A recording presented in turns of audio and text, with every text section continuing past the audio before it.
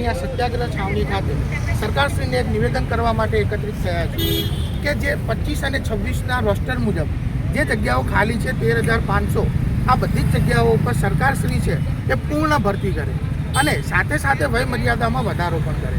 હવે વયમર્યાદામાં વધારો શા માટે? તો સરકારના વહીવટી વિલંબને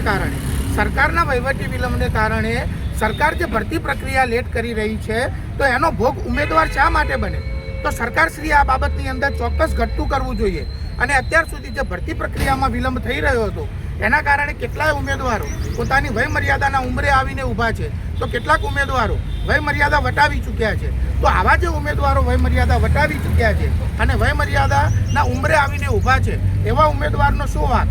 જ્યારે સરકાર જ પોતાના વહીવટી વિલંબની અંદર પોતાનો જ વહીવટી વિલંબ કરી રહી છે. આજે જે વયમર્યાદા ઉંમર વટાવી ગયા છે તેવા ઉમેદવારો સરકારશ્રીની આ ઢીલી નીતિને કારણે કેટલાક લોકો આજે હેલ્પર તરીકે કામ કરવા માટે મજબૂર બન્યા છે, તો કેટલાક ઉમેદવાર આજે એસિડ વેચી અને પોતાનું જીવન ગુજારી રહ્યા છે.